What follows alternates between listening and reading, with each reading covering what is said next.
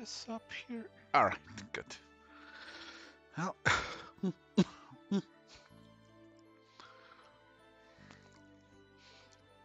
this, and I need this page.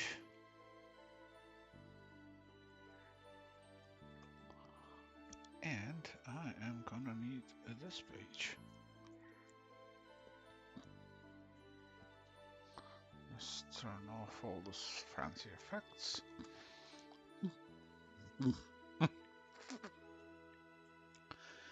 And I need her dude form. Where is it? There it is.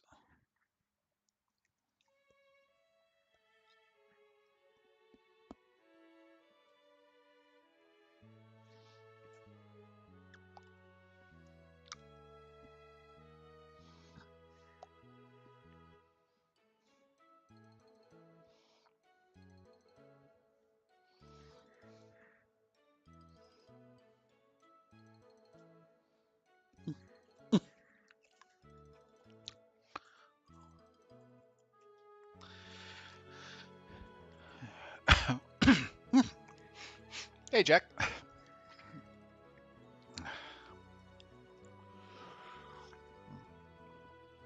I'm just setting some stuff up. This is one of those weird ones where I have like 10 things open at the same time and picking from them because I am too lazy to set up my, whatever the fuck they're called, things where you have pre-ready colors.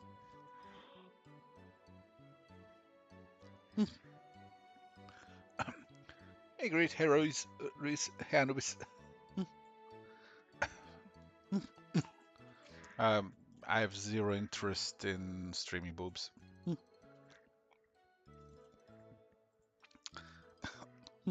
Twitch changed, but I didn't. I'm still gonna just do things the way I used to.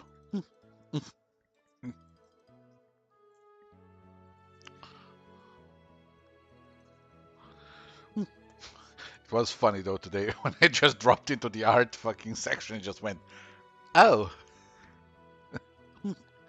And now it's loaded by it's just absolutely fucking swarmed. Where's the word I'm even looking for? There's a whole lot of people twerking, is what I'm saying. That's what I'm trying to say. It's just a twerkathon over there.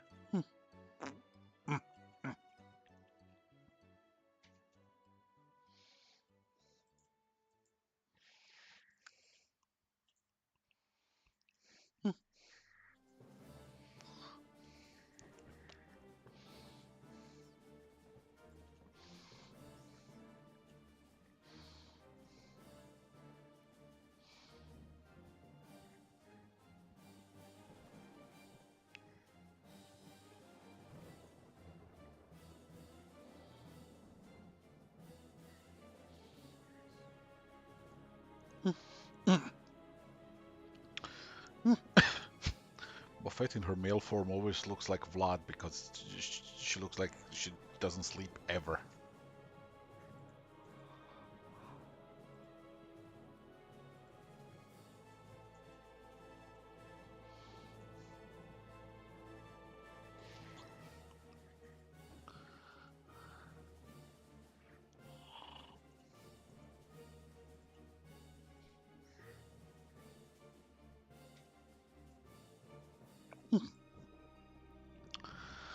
And the thing is, like, I really don't get that. Is there really such a massive audience for just twerking? Because I'm pretty sure there are places where you can go and see way more explicit things streamed. I don't know. I guess everybody has their own thing, huh? I ain't here to kink shame.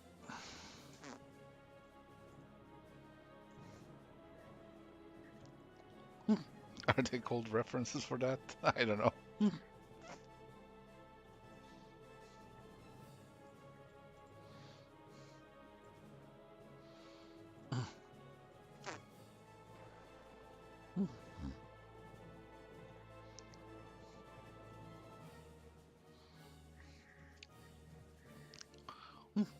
Hey, Sakana.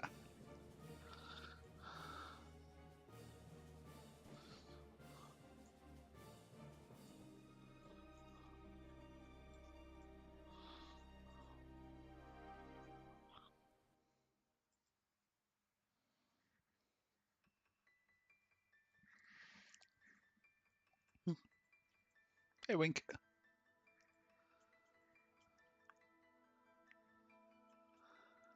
That actually kind of makes sense, Riz.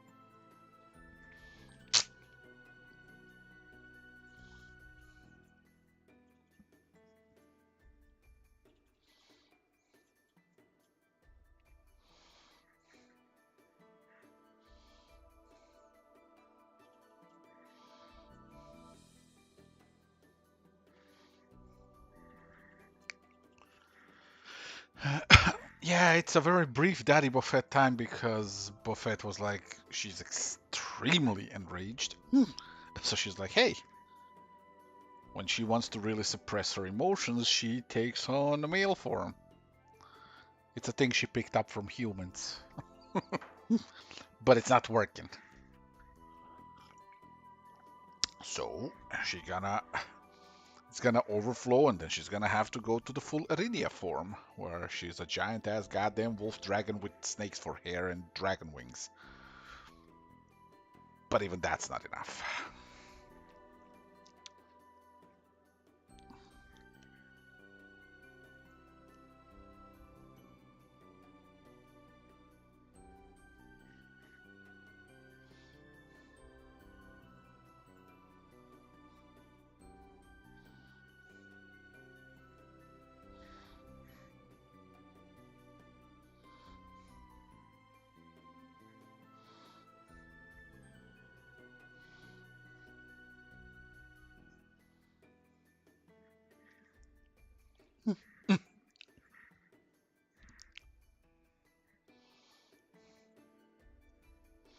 Yeah, Sharon is fun.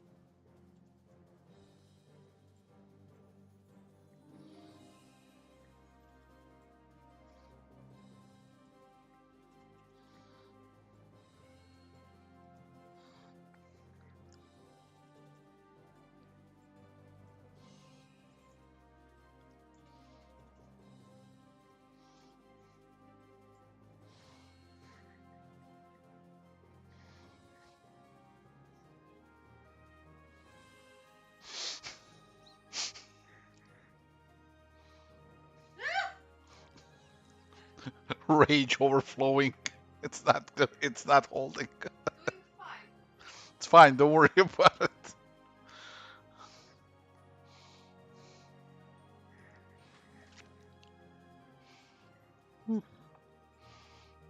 Oh wow, yeah, dude, that's actually the best explanation. I get that. At least I understand that one.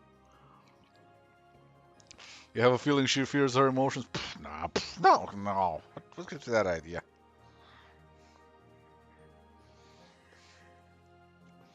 She's fine. Everything's fine.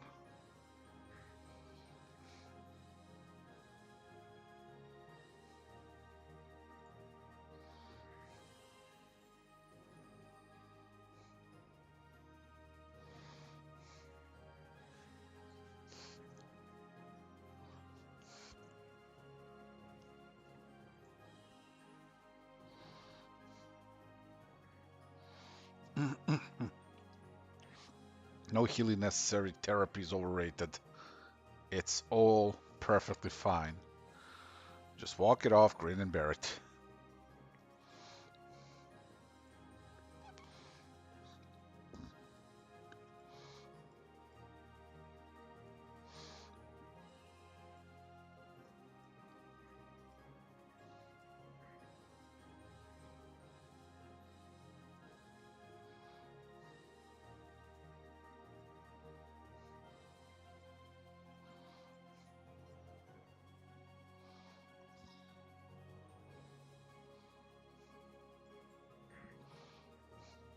I gotta make some stupid special sound effect. Just like plot.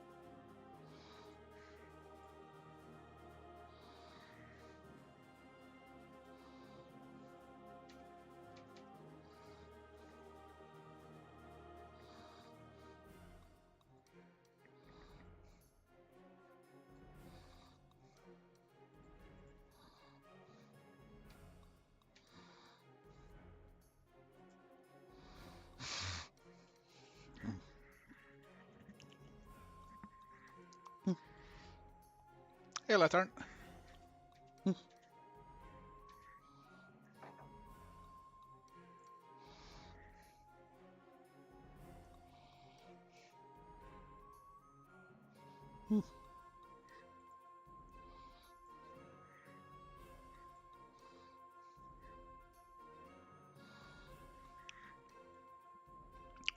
What's the background music? Xenogears.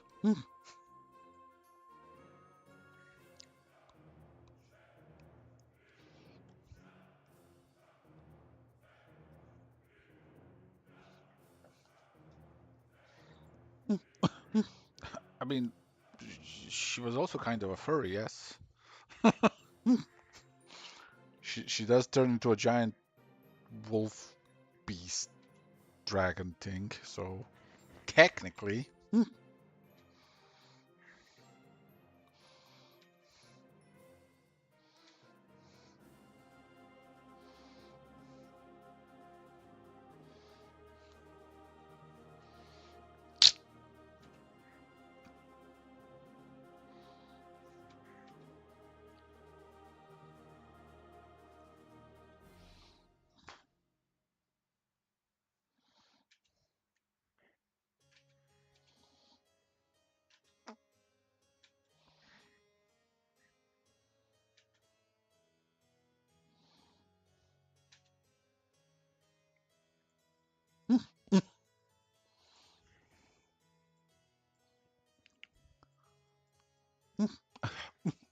Sakan, that form of her does not yiff. It fucks.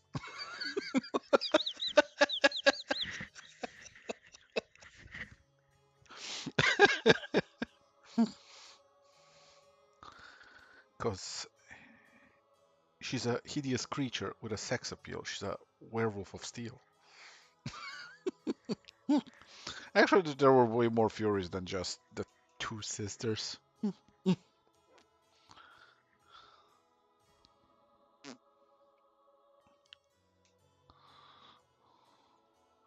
And her sisters are, unfortunately, dead.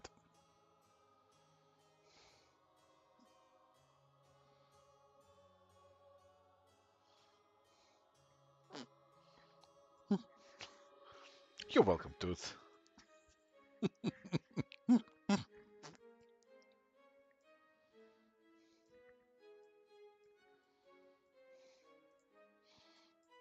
2, 3. There's more. Not in this story.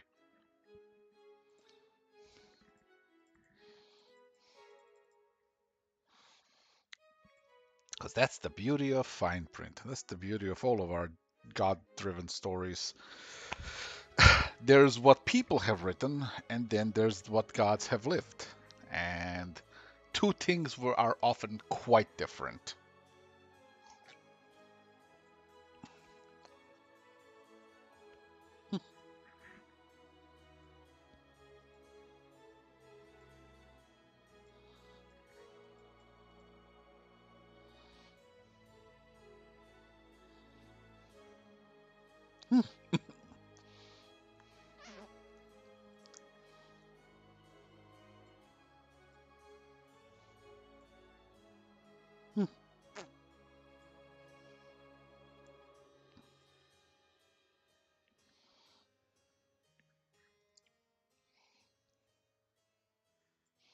Oh, you can find it there.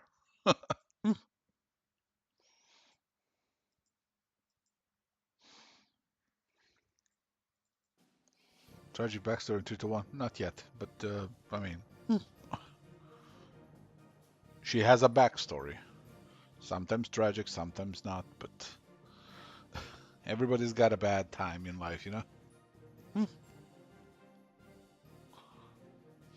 Wasn't the legend that Hades abducted Persephone? Yeah, there's a lot of different legends. There's also different interpretations on the very meaning of the word abducted in Greek mythology. It's just a whole ass mess.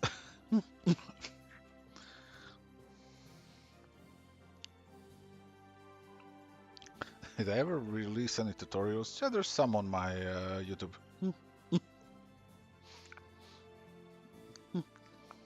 Mostly around techniques and stuff in Photoshop, like how to make Photoshop do things for you that are fun. Well, not really things for you, but yeah, like how you can make brushes that have fun interactions with certain Photoshop elements and filters and work in an interesting way. Thank you, little Kabibi.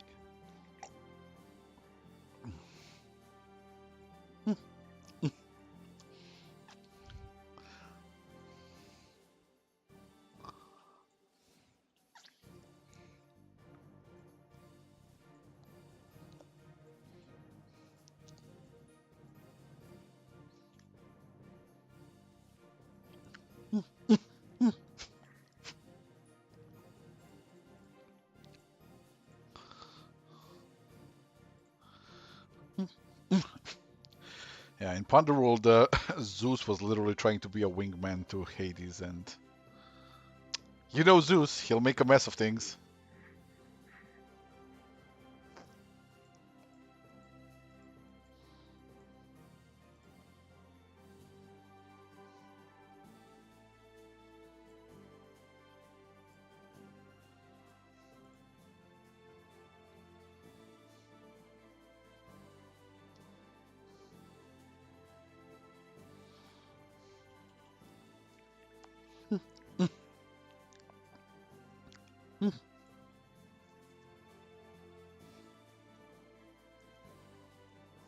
Oh yeah, he is a god of wealth.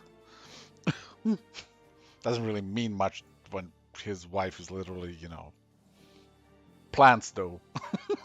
It's like, I got this gold and shit, and she's like, Flowers, though.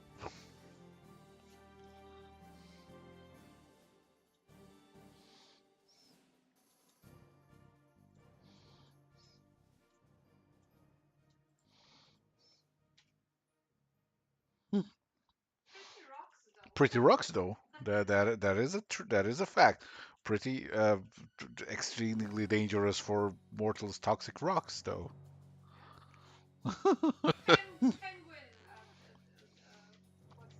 Yes, yes, it really is that penguin fucking mentality.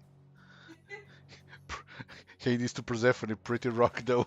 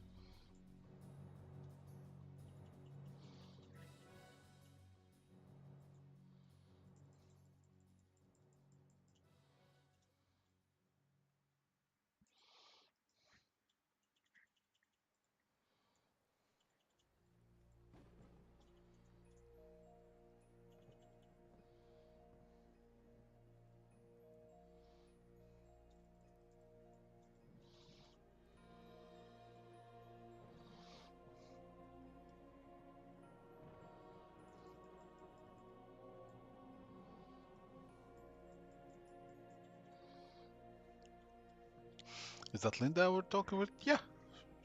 She's kinda. She's around all the time. Just there's always a background Yindo.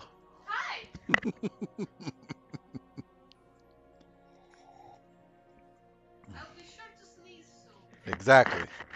Somebody has to bless the stream.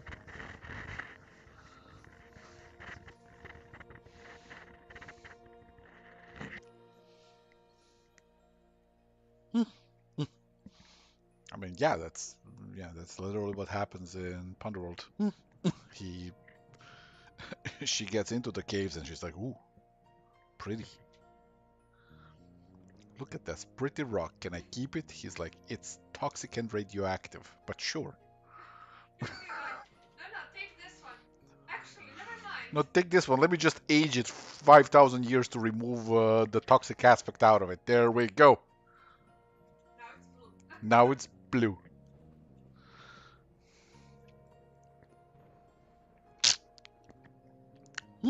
I wouldn't want you to go up there, show it to mortals, and then they die, and then I have to deal with the paperwork. That's just.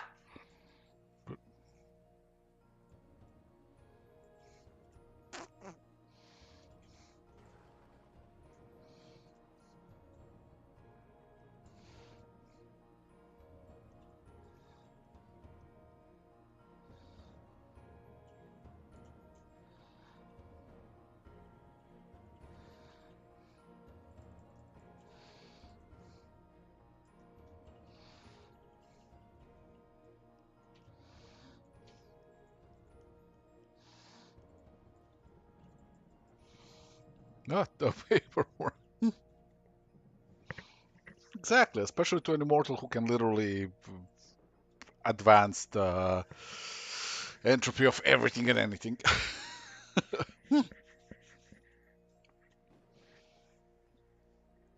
I think in Iltron. Thankfully, we don't publish that often. Like, it's just like, hey, there's like 1 or 2 books a year, and that's about it. Because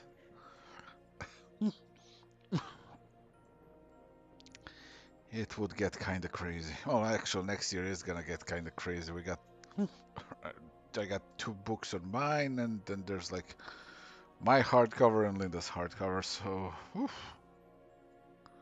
Yeah, this next one's gonna be rough.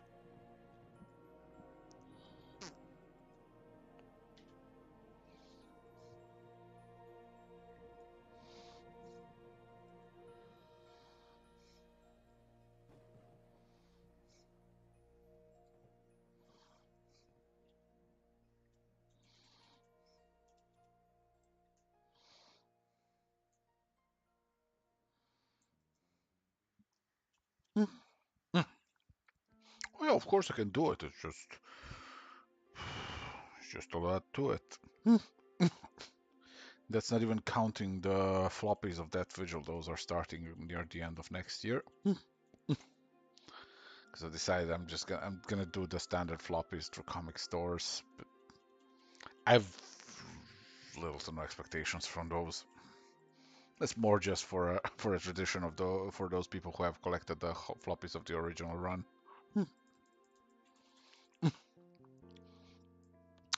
I want them to have at least a chance of having a matching, set for everything. I say a chance because I can't guarantee the comic stores will carry it because it's it's kind of been my experience is uneven at best.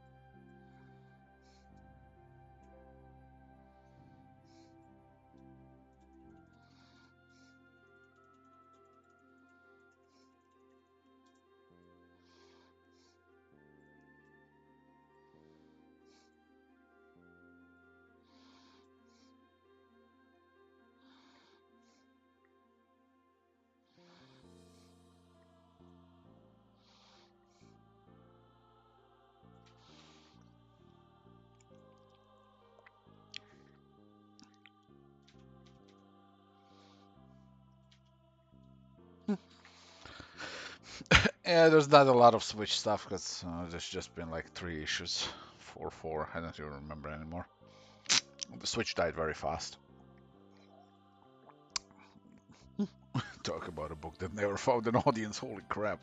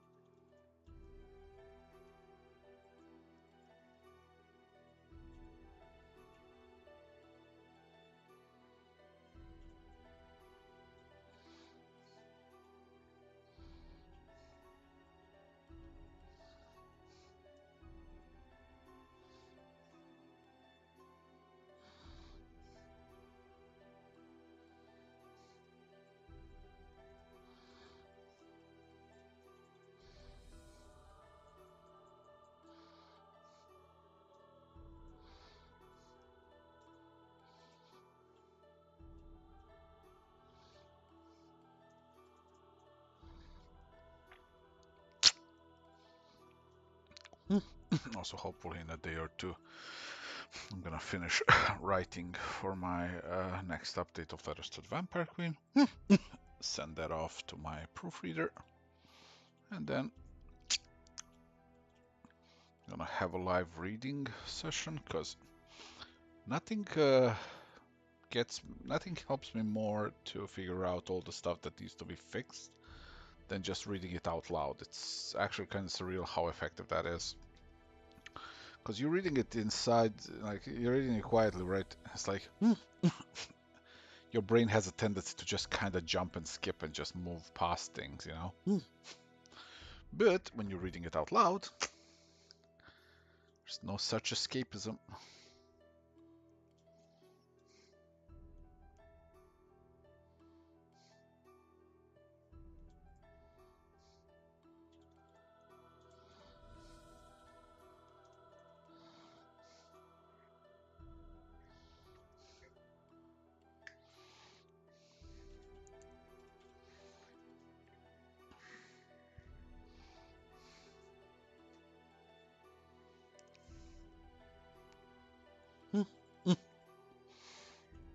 Yeah, it's weird, but it just works.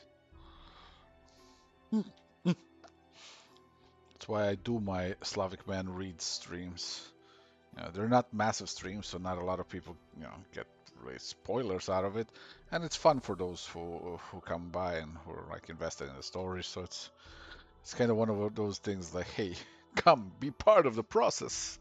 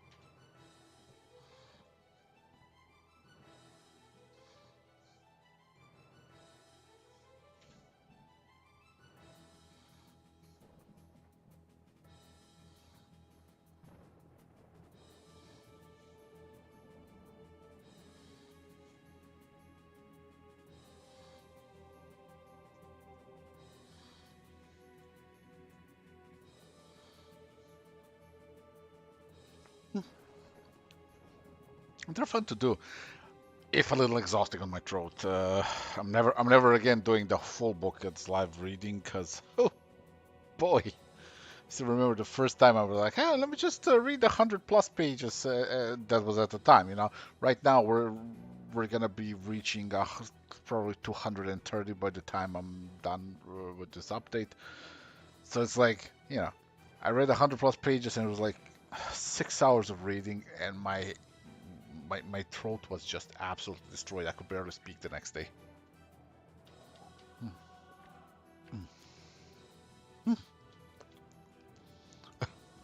Oh, nice. Thank you, Hanky. Make sure to just drop me some photos of it or something, just at me or something. I'm very curious to see how they turn out.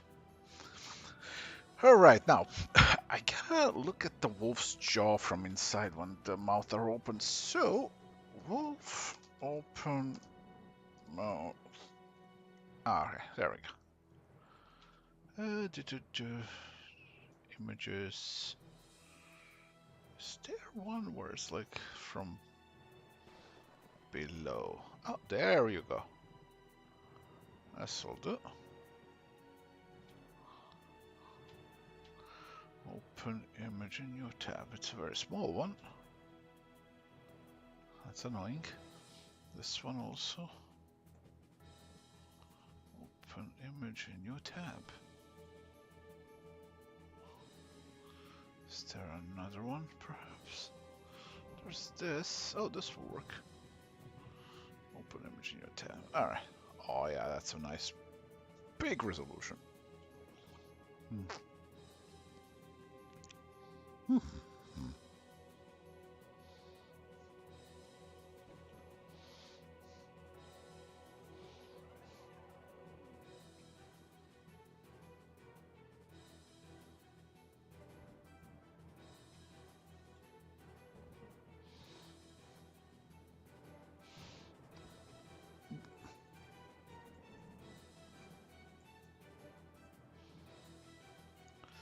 So 1, 2, 3, 4, just like human up front. 4. Then this. But then the big ones. And then there's like 1, 2.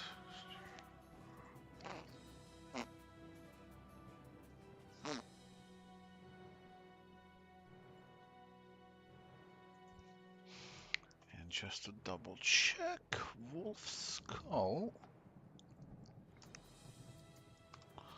Let's see how many images. So there's the big one, 1, 2, 3, and then there's the bigger one. All right, it's a lot of teeth.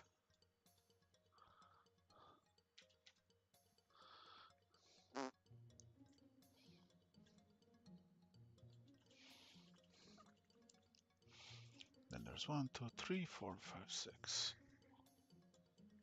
1, 2.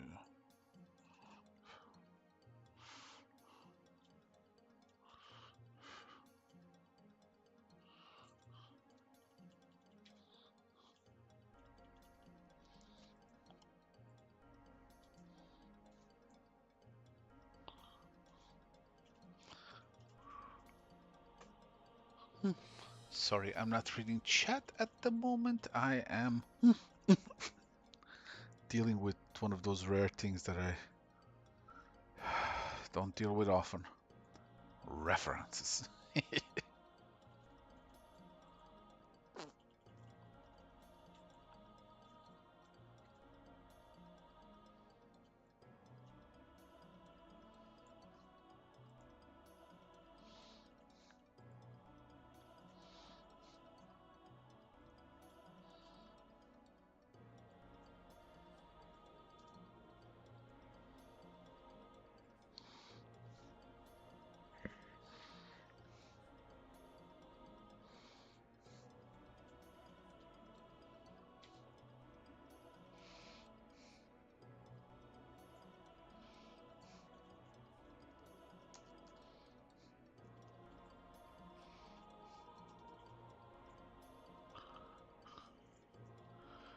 Oh, good, good. I love it that the image results are now completely polluted with AI garbage.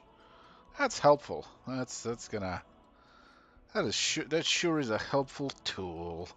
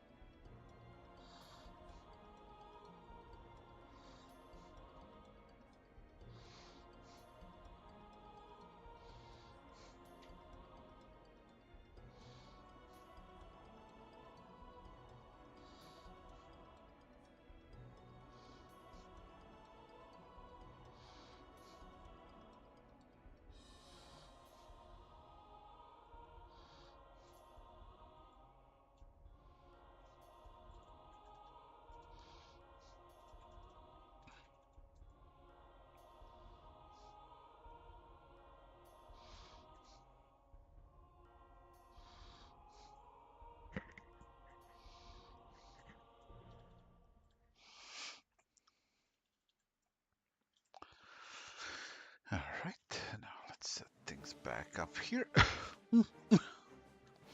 See ya, Tooth. Have I ever tried Clip Studio Paint? I haven't. Never had the time to learn it. Linda loves it.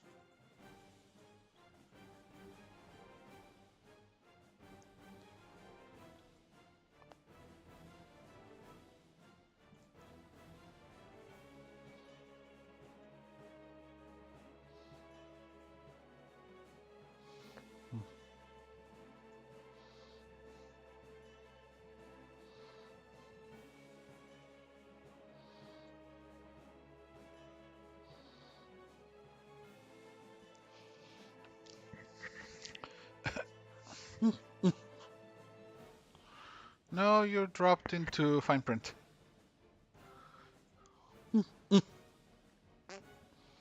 Gods changing to giant monstrous wolf dragons is not an unusual occurrence here.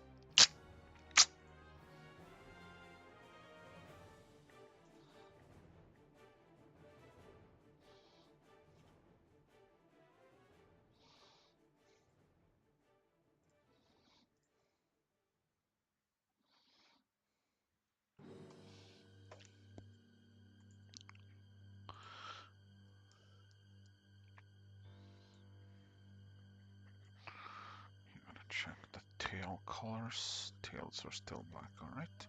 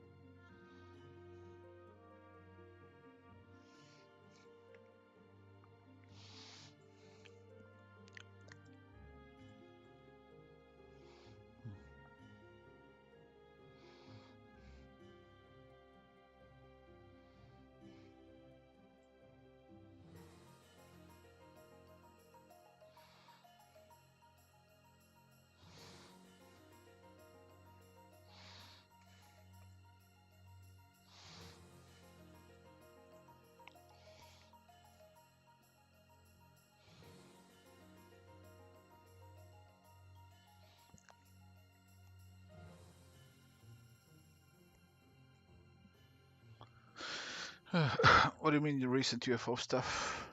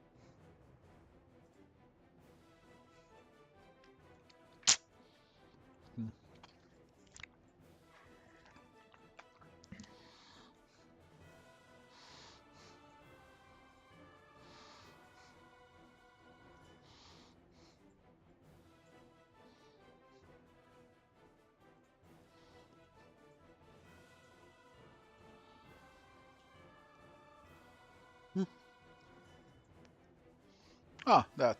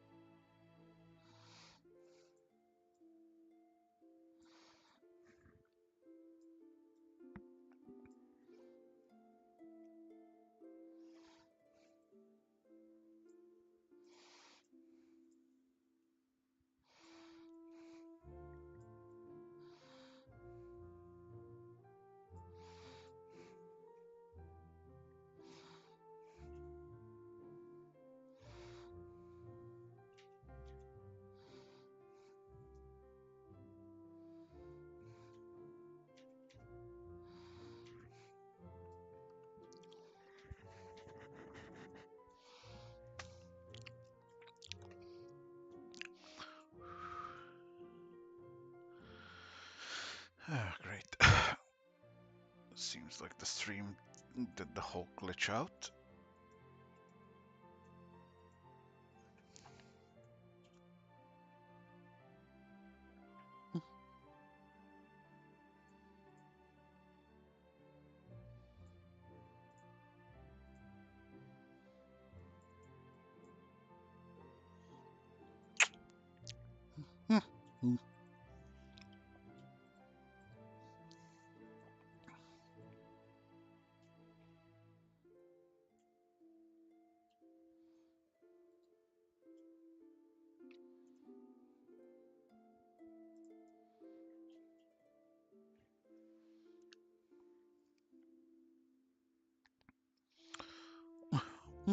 Oh, it's usually the final stage, but this time she's too pissed off for that.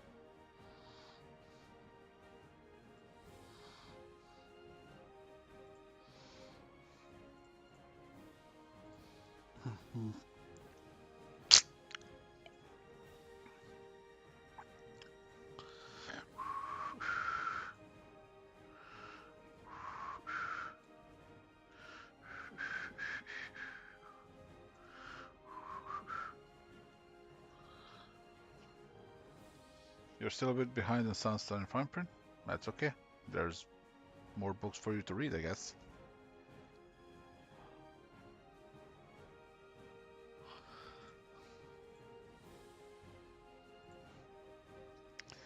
Ain't nothing wrong with that.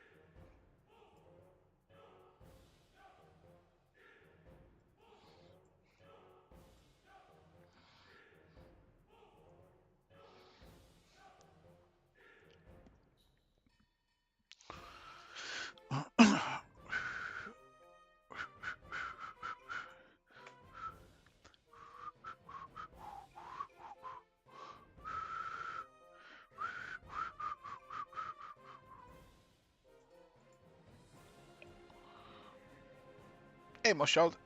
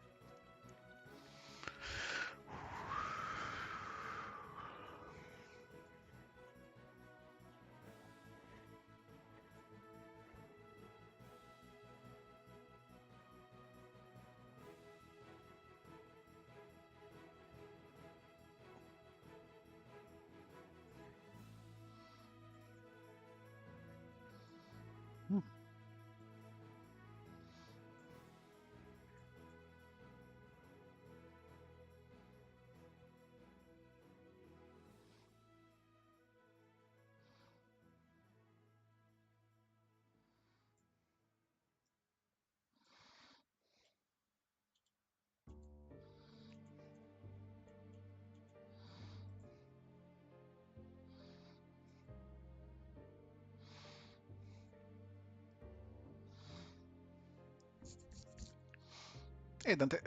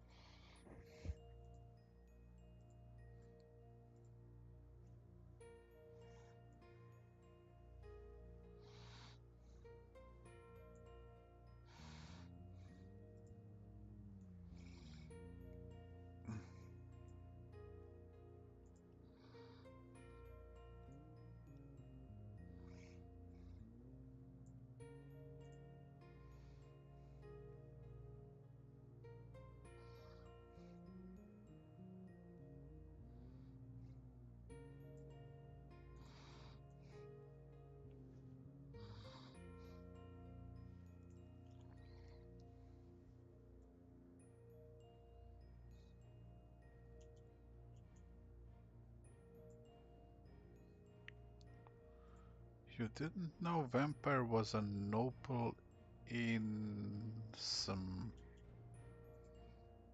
I'm... I'm confused.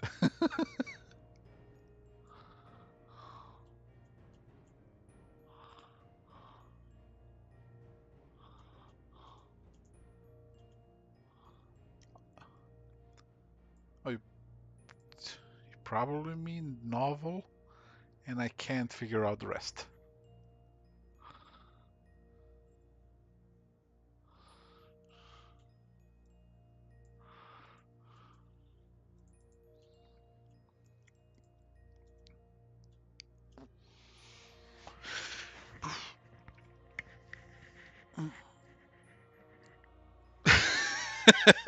Yeah, that'll do it.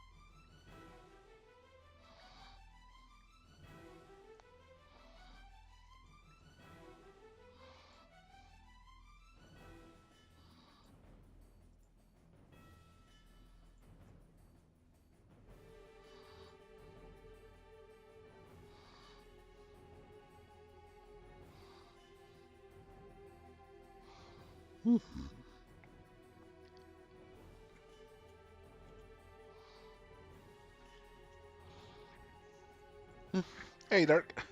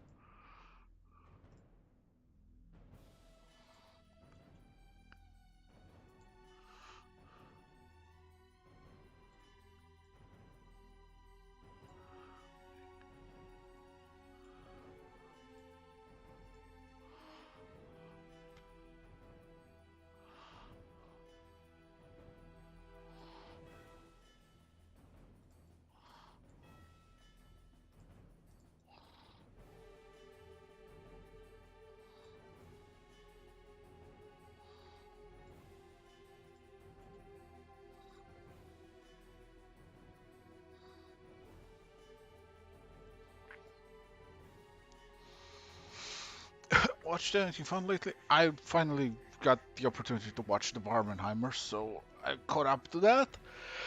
I watched Godzilla Minus One, and I've been catching up on my Doctor Who. Kind of stopped near the end of the Capaldi run. I missed the last season of the Capaldi show. Not gonna lie, that season was so fucking boring that I kind of dodged the bullet back then, but here I am taking it now, you know. So, what else? I think that's all I can remember watching recently. Yeah, the Barbenheimer, Barbie and Oppenheimer, also known as the prequel to Godzilla minus one and Godzilla versus Kong 2.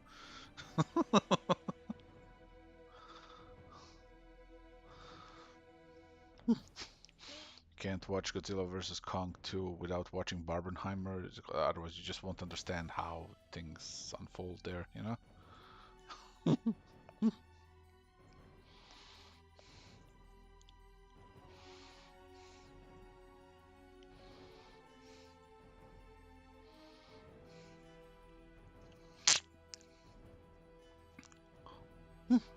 Oh yeah, no, Letters to the Vampire Queen is a novel, but if things work out well with it, like if like I'm considering still crowdfunding, and if that's successful, uh, and we get all the like tiers and shit going, it's going to be uh, a very richly illustrated novel.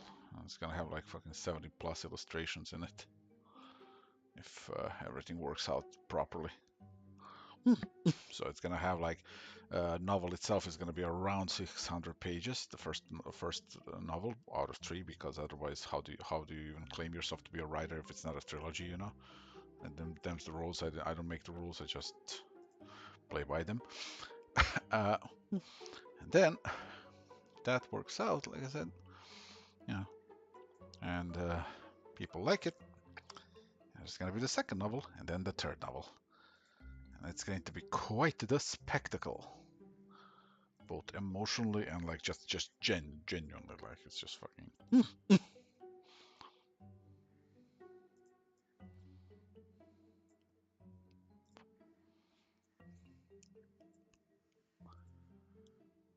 Where am I getting my Doctor Who from? A source, cousin.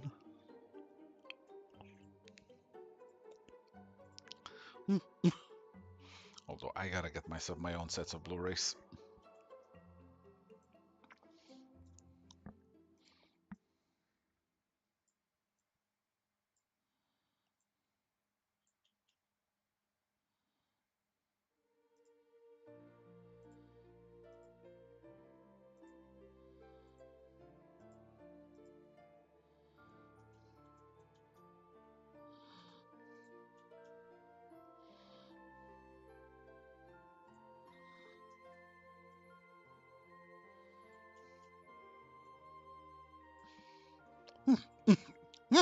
Can I draw gay porn? Of course I can. I just don't bother with it because porn is a little boring to draw. Gets repetitive after a while. I prefer story and character driven erotica. Still quite gay, less focused on the sex. There's sex though.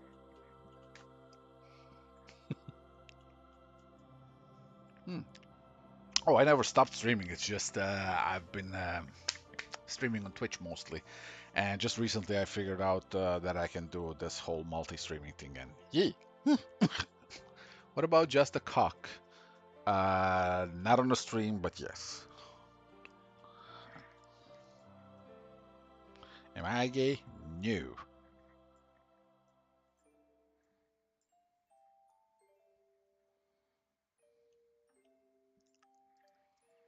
Yeah, multi-stream is convenient, although there are some flaws within this whole thing. I'm still trying to figure out how to work with.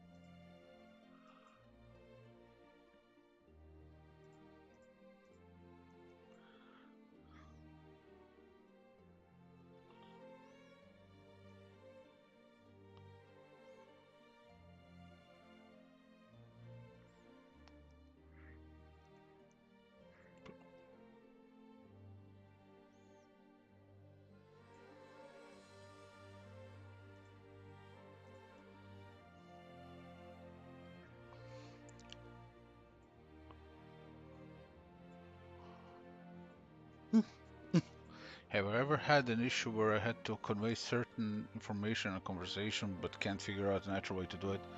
Like in a dialogue in a comic, or? Because, yeah, definitely. Like, that's literally, that's about 50% of the struggle of writing is like, okay, I need to get expositionary about some shit, but I don't want it to feel like an exposition, so have fun with that.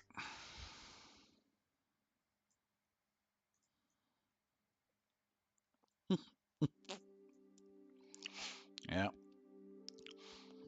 This is why in a lot of stories you kind of have those point of view characters that are, that just don't know shit about shit, like absolutely completely ignorant about everything, and it's like, oh well, I guess they're here. Well, time to start explaining. And it's like, it's a useful trope, but at the same time, it's kind of at this point shockingly predictable, and like, people see that kind of a character, like you're like, ah, okay, I see what this character's purpose is. And then your goal as a writer becomes all of a sudden to make it clear that that character is not just there to ask questions, but to be a character. And then you're dealing with a whole nother thing. It's like, oh hey, time to fully develop yet another character. Even though, let's face it, this character has one singular purpose. It makes the toast. Okay, like it's there to ask the right questions.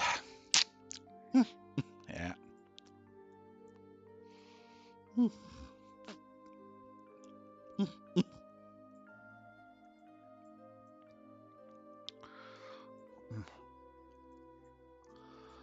Like Robin or Watson, kinda, yeah.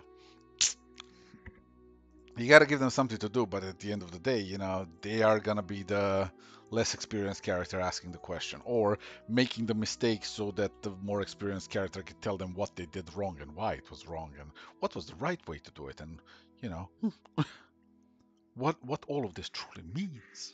It's like, yeah, it works. Like, it's an effective trope, but you kind of have to work around it. You got to massage it a little. You got to mask it so that it's not as obvious as, well, you got to be a little clever about it. This is especially true with like any type of like story that requires actual world building. Blackadder and Baldric, that's a that's an example I didn't expect to hear, but yes. Or in Doctor Who, the Doctor and literally anybody who's with the Doctor.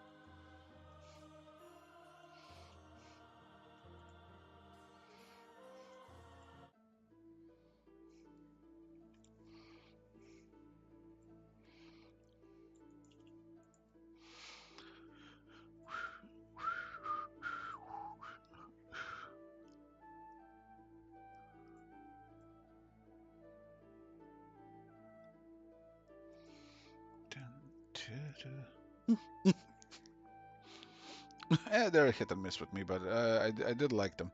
I like the newest one, the giggle. That was funny. Watching Neil Patrick Harris just straight up being Doctor Horrible all over again. He's like, he wasn't even trying that. He's just like, I'm just gonna go with Doctor Horrible. It's fine. And yeah, it was.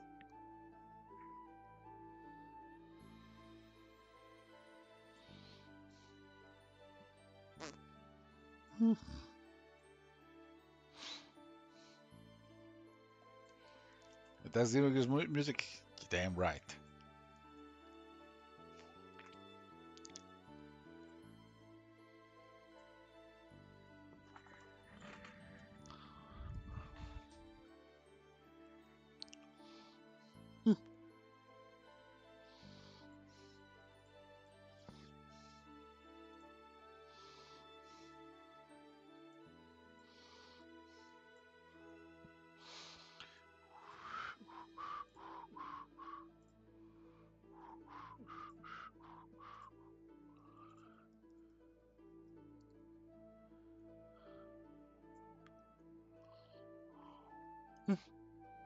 Oh yeah, no, like there's no spoilers. It's just, I mean, if you've seen a single trailer of him in it, like yeah, you just, you know.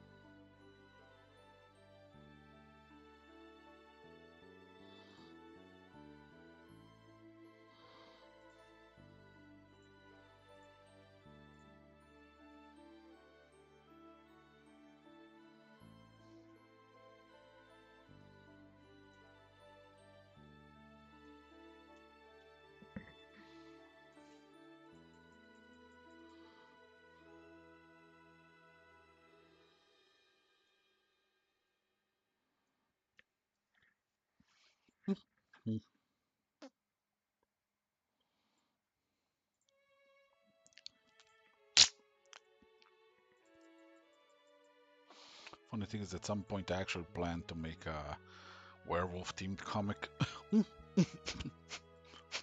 but I'm gonna be real. I chickened out because I don't think I can draw. I can draw horror. I don't have the sense of timing for it. Like, I can draw a cool creature that is technically scary, but I can't depict it as properly scary. Like, it's just like, you know, no, actually, it's terrifying, but it's not scary. As in, like, you see it, and it's like if you saw it in real life, you'd fucking run for your life, probably very briefly and unsuccessfully. But like, horror is an art form. Like, it's an art form that requires a sense, a feeling for it, and I just don't have it.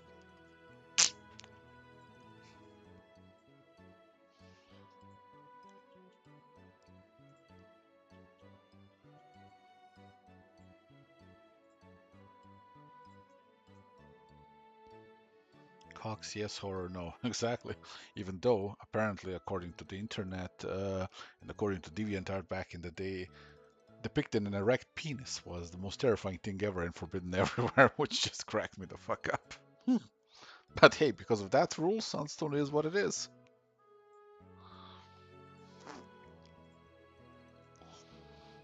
Strange information.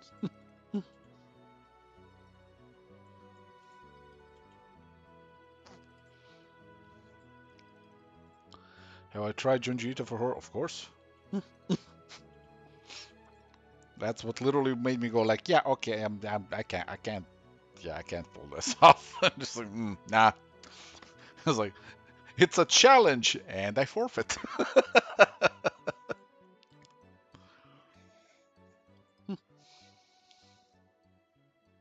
Funny thing is, back in the old days, I actually had a horror idea. I actually started painting it, painting the comic. It was done like black and white, actually painted with like ink wash. But yeah, kinda quit because I'm a quitter.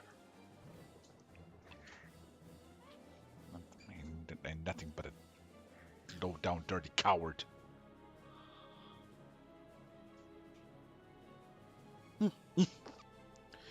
That's the big irony right now. Like, there's so many comics that I would like to make, but I have to remind myself that a human lifespan is limited, and I already have enough stories started, and I should probably focus on finishing the ones that I have.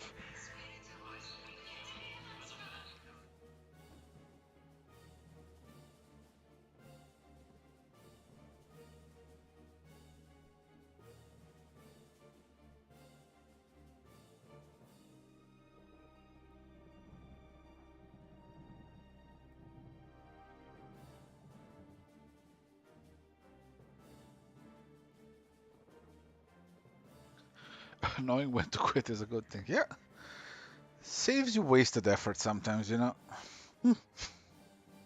Sometimes.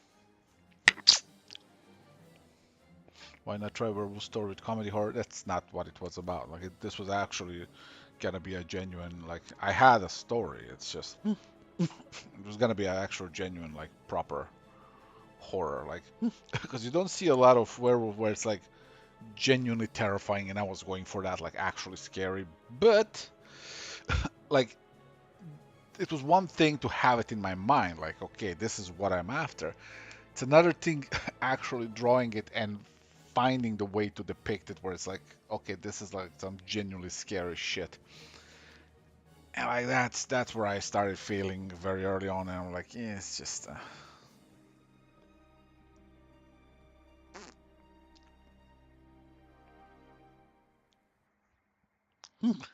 it's kind of one of those things like, how do you make vampires also scary? It's one of those things like we have let's be honest, we have sexualized the fuck out of vampires at this point, and it's very hard to take a vampire seriously as a terrifying force of, it's like, yeah, sure, you can give them all kinds of monstrous forms, but at the end of the day, you're still not really scared. Like you're not gonna go like, oh, maybe that was a vampire. It's like it's kind of a hit and miss. So it's like that's also one of the big challenges. It's like we've taken a lot of these classic monsters and they've become tropes. They become themes. They become, they were done in so many different ways where it's like at this point it's very hard to make anything that's gonna be genuinely scary. I'm actually very interested in the what's it called, the Nosferatu remake that they're making, just to see like if they add anything new to it.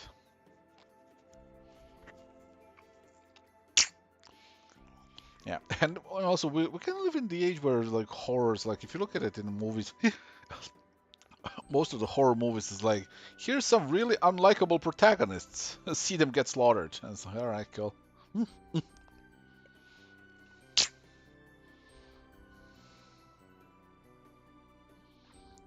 That was one of the big things that I wanted to avoid also in my stuff was I wanted to have protagonists that were genuinely likable, protagonists that you actually wanted to see live, and then go with that.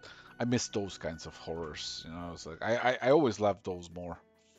It's like here's a character that you were invested in, and now they might just kind of meet a very untimely, a very untidy demise, and that's the thing. It's like I like it when the characters are actually somebody who I want to root for. I want every character to feel like the last girl, you know what I mean? The final girl, whatever the fuck is the name of the trope. I think final girl, yeah. Where it's like, oh, here's this one person that you want them to, you want to see them live, and then they do.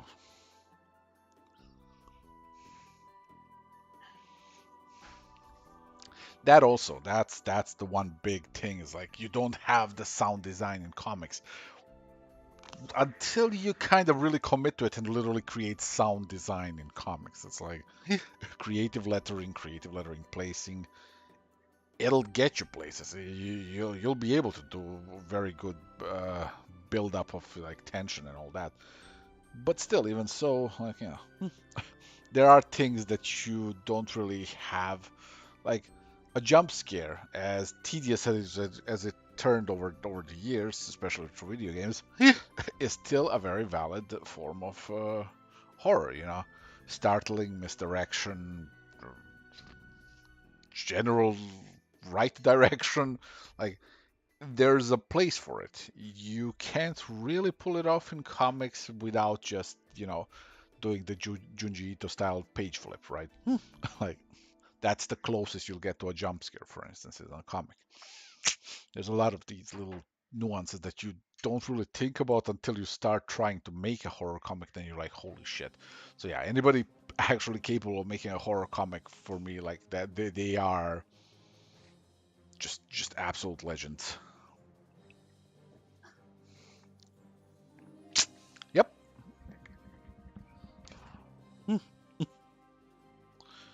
Because like for me, I love writing and drawing slice of life. I love writing and drawing romance because to do those, all you really need to do is and understand are people. You need to make flawed, messy, interesting fuck ups of people and just send them on their journey, and most of the time they're gonna do what everybody does. They're gonna fuck up their way one fuck up at a time, and hopefully one day make it. That's the magic of that genre. But with horror, you know, you deal with other aspects, and there's also a different way of how you draw horror, how you illuminate horror. And then of course sometimes somebody will do something brilliant and just discard all of those tried and true methods and just do something completely different and still fucking make it work. That's the beauty of creativity.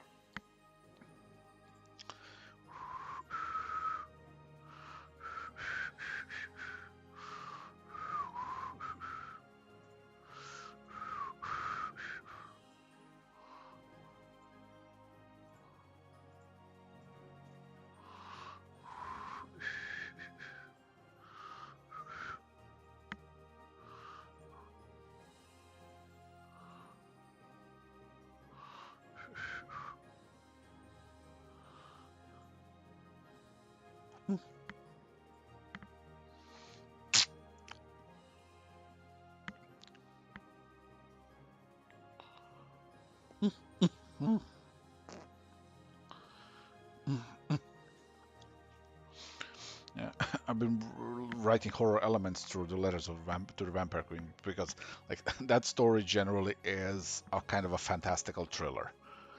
It's a fantasy of its own, base because it's like it's not in our world. It's like think Lord of the Rings, less fantasy, but that kind of a thing where there's there's humans and then there's this other world that touches theirs, and like there's terrors and horrors lurking in the depths of that. And also the same kinds of, sometimes even worse, terrors and horrors lurking in the hearts of humans. And there's like this I approach it by doing characters, by developing characters that you care for, and then you know crossing them, putting them in the path of something as relentlessly unwinnable as meeting one of those entities, and just you know people die.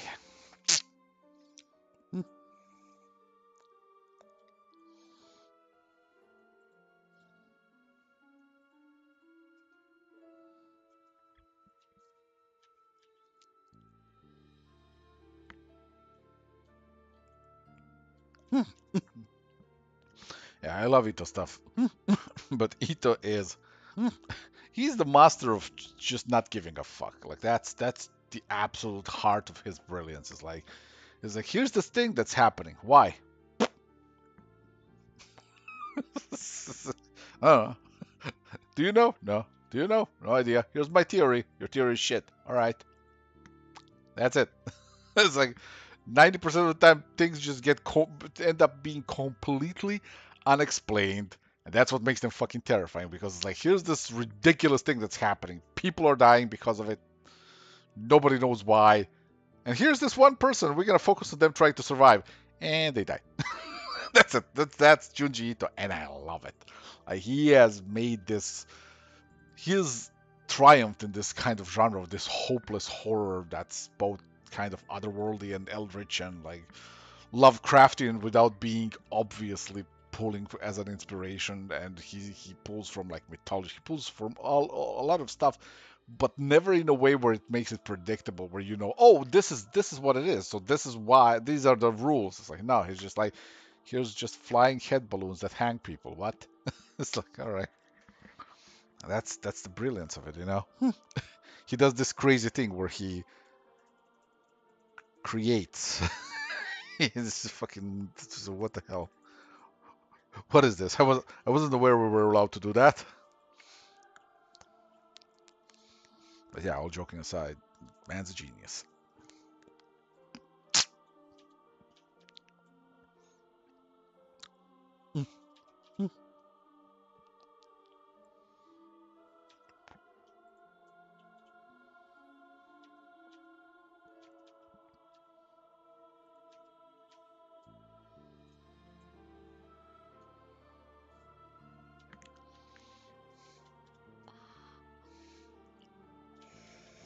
I still haven't gotten to. I literally at this very moment, it's in the background on a streaming platform, just standing there, waiting for me to press play for the first episode of American Horror Story and start watching and then give it a chance. I just haven't had the time to actually focus. That's the only reason.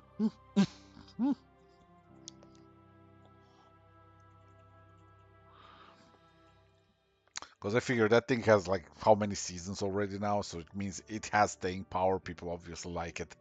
So I'm like, I'll give it a watch, but I just haven't had the chance to start.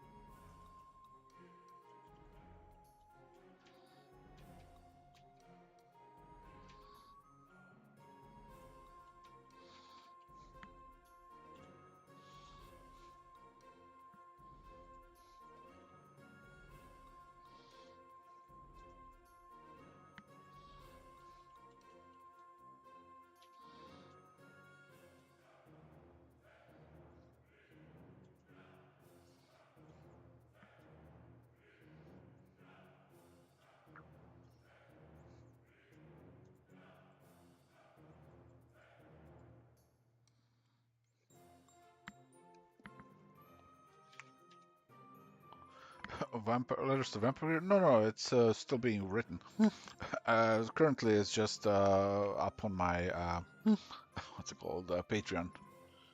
The next massive update is gonna be landing very soon. I just need to finish the final part of it, send it to my proofreader, and also, oh, actually, I'm gonna finish final part of it. I'm gonna do the reading stream so that I can actually properly pick up on all the stuff that needs tweaking, tweak it all, and send it to my proofreader. And then once that's done, Patreon.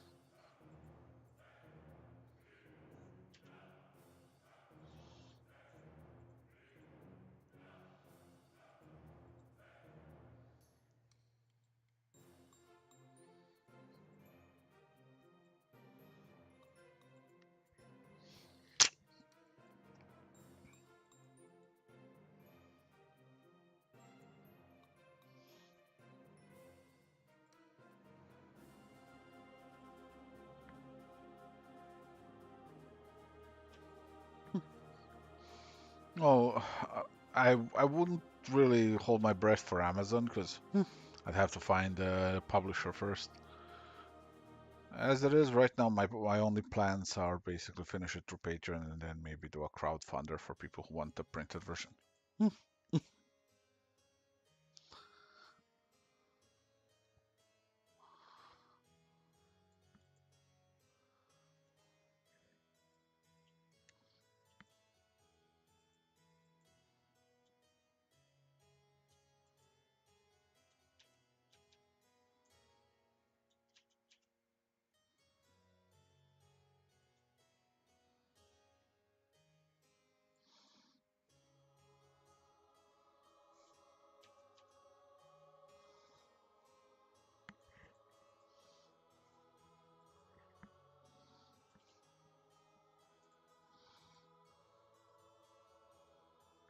Top Gun won't publish. It's a novel. They don't publish novels.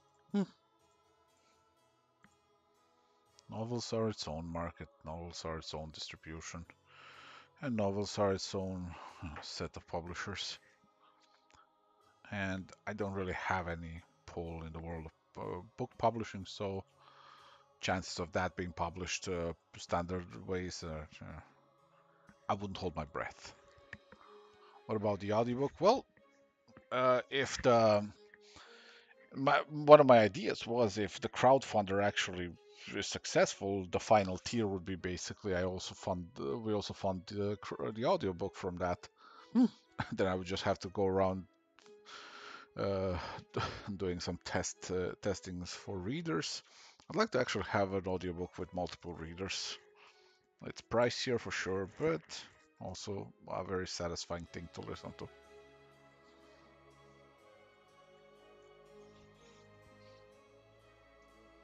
Oh God, no. No, no, no, no, no, no, no. No. I am not reading that thing for a proper audiobook. Fuck that. 600 plus pages of a book. Fuck that noise. A Slavic man dies reading.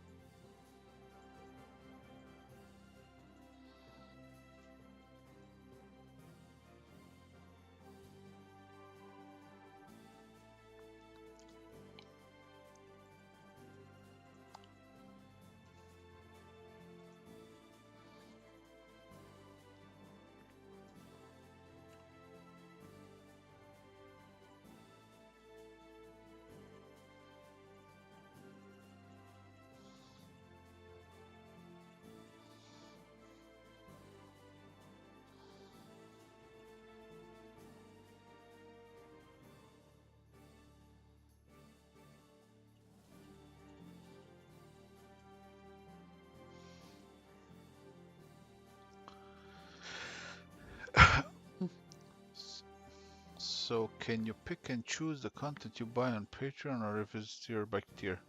It's tier by tier. There's altogether two, every month there's usually two different comic updates. Sometimes it's like there's certain uh, changes, just mostly based on like, hey, right now this month, like I really want to finish Fine Print, so it's gonna be just a month of that, and then the next month it's gonna be a massive triple-sized update of Sunstone. But generally, yeah, it's tier by tier thing.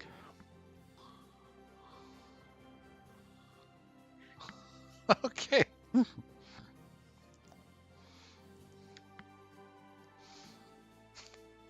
well that's good to hear, Kemi.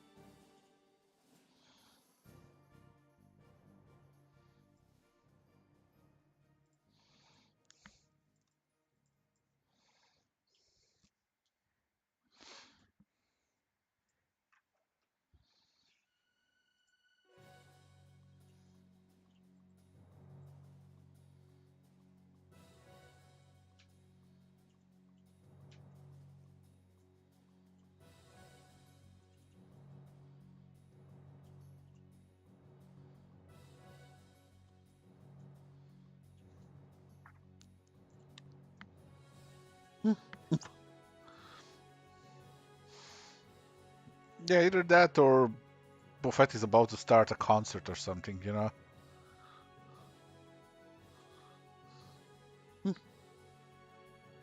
Q smooth criminal.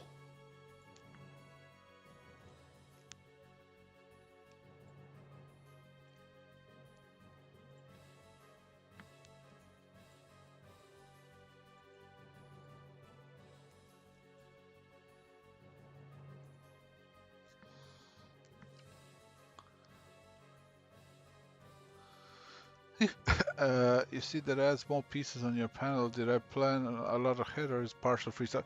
A lot of it is freestyle. Basically, it's just me knowing what I want and then like, yeah, I do a very basic layout for things, but that's like very also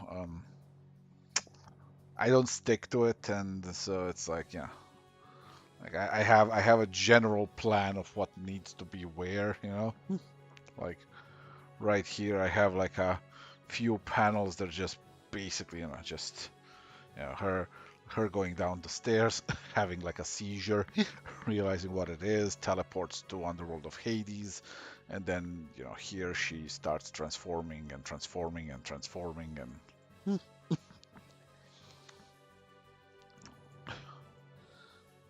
it's the whole thing of kind of her rising anger and just how it affects her as a goddess. And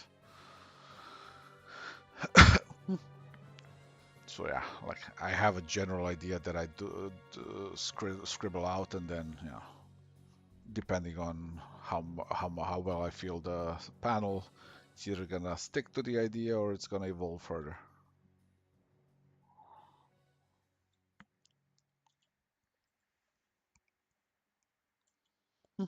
Yeah, it's kind of like you know you write something in your own handwriting and only you understand it. Except sometimes you look at your own handwriting and are like, what the fuck was I writing here? That's me with my panel sketches. Sometimes I can be all smug about it and say, yes, don't worry, I know what's there. But sometimes I'm screaming internally, going, what the fuck is this?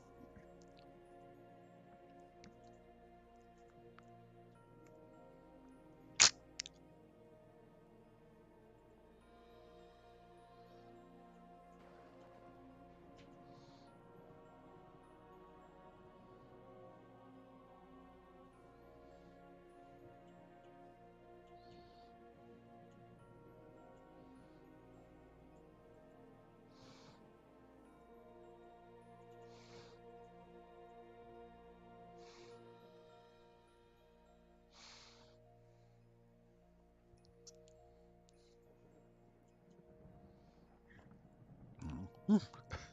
Thankfully, I'm always saved by the fact that I know what's happening in the story. So, even if I can't decipher what the fuck I was drawing at that point, like I generally can reignite that part of my brain. Go like, oh, I mean, like that's what's supposed to happen here. So I'm gonna do something along the lines of this. And it turns out, usually more often than not, it's kind of the same thing, unless it's something better. Hmm. I do have sometimes problems with too much freestyling where it's like, oh, hey, I have a very clear outline in my brain, but here's a random ass idea and let's go with that. And then I'm like, oh, yeah, that's a cool idea. Approach, commits to the idea. Then later is like, shit, that idea now affects five other things that I've established in the story and now I've changed it and now I have to change that. Goody. So recently I've gotten to slap myself on the wrist and focus on delivering the idea the way it was outlined and not just get, you know, fucking short goddamn term focus thing where it's like uh, I behave like a freaking cat with a laser pointer. Hmm. Like that was the thing. Like also most recently with the Letters of the Vampire Queen, I have a clear outline through the chapters. I've worked hard to get it done. It's a great outline. It actually fucking as an outline gets me fully invested in my own story, which is something that I can rarely say. So it's a very good outline. So what do? It's like, oh, in this chapter, this is supposed to happen. Me, but what if completely different thing and starts going on some weird tangent, and I make this chapter right, and it's like, oh, like, oh yeah, that reads good. That's a good chapter.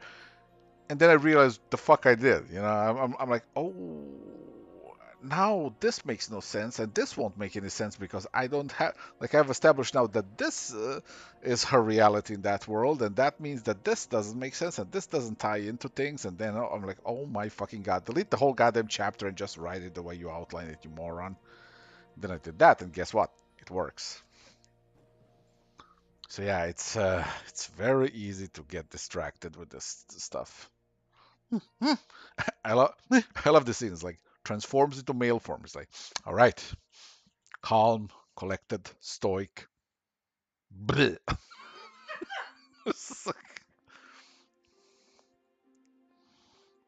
So transforms into wolf form. Bleh. It's just like it doesn't. There's no containing all this rage.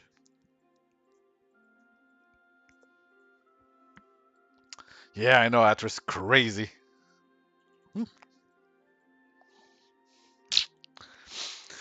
All right, I'm pretty much done with the character work for this page. I still need to just fiddle with this panel, and I need to do one kind of a.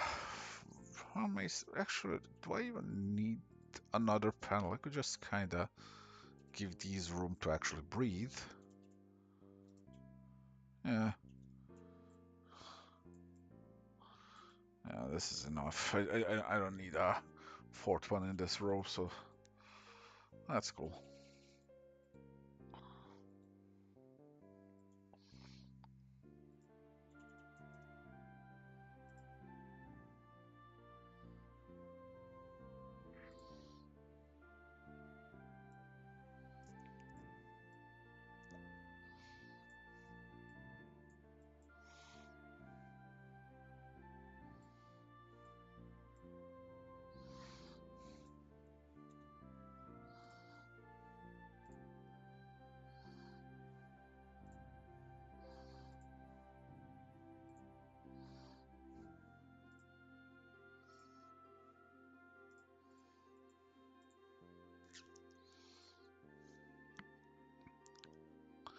Sure, my energy changes when Linda's around. Yeah, of course. When Linda's not here, I have about 50% less enthusiasm for life, so. What? You know this shit. When you go to visit your parents, I'm here talking to walls. I'm fine. Don't laugh.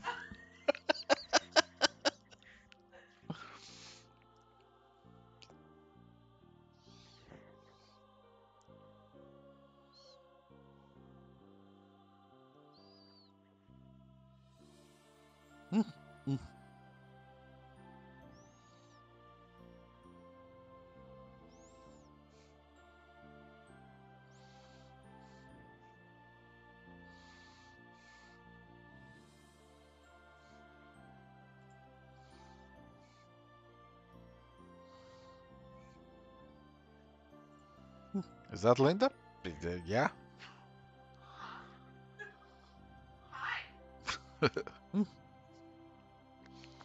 She's always in the background. Ooh.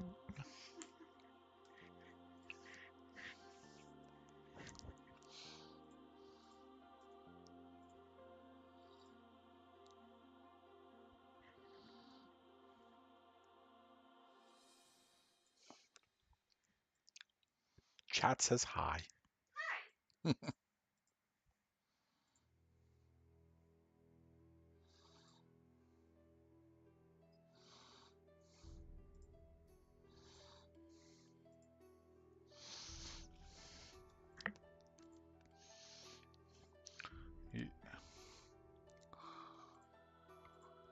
That would be a terrible idea, Chrome.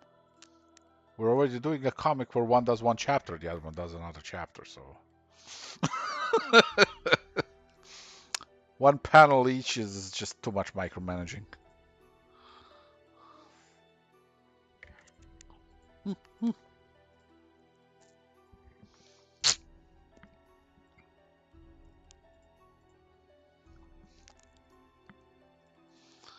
File, save.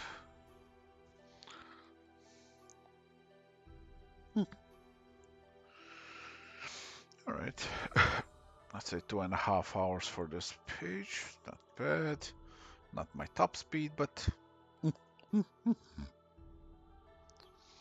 overall, my productivity limits have increased again these last few months, which is a very nice thing.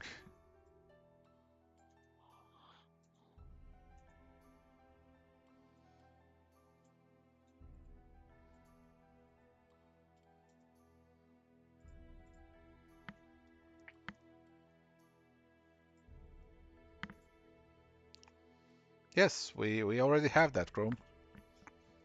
It's called Crimson After Hours.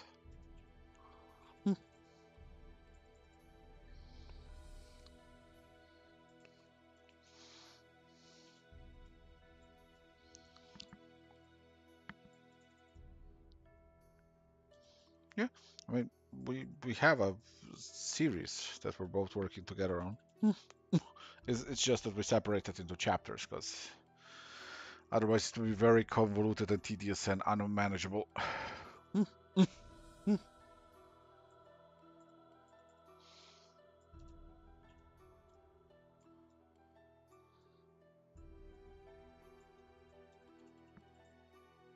Yeah, it's on Patreon. It's both of our Patreon, like each one of us has our chapter, and at some point we're gonna unite all of the chapters on both Patreons so that the audiences have a nice, clear way of following up through everything. It's gonna be cool. And then one day, we'll see about publishing it.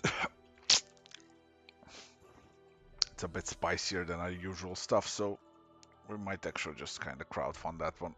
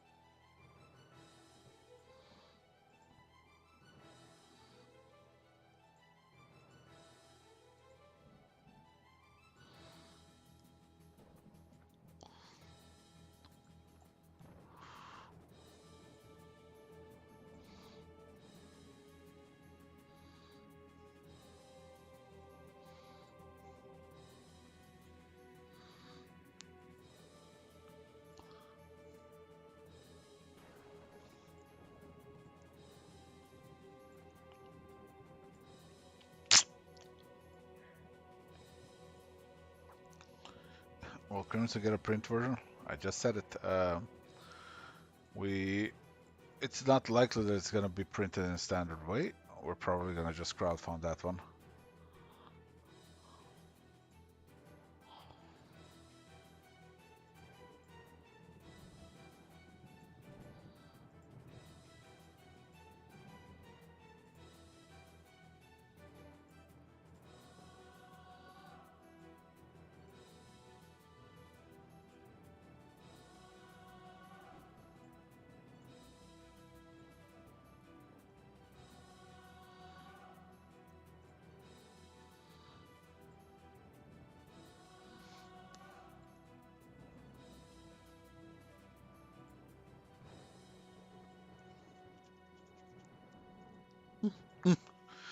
Are we talking medium spicy or ghost pepper spicy? We are talking from medium spicy to ghost pepper spicy.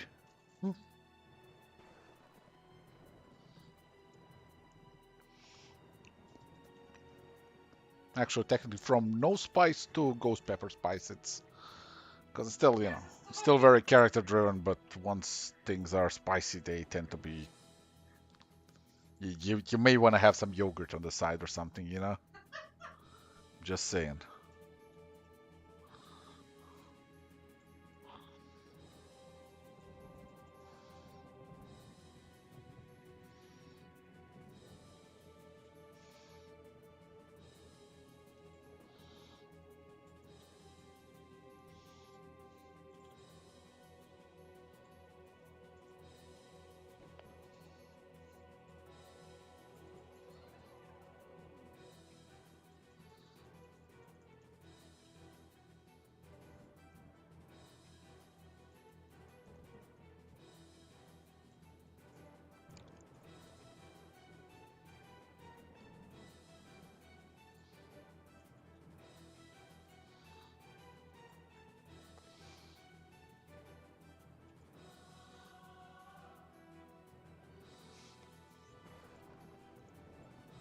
How the fuck should I know? Give it a try.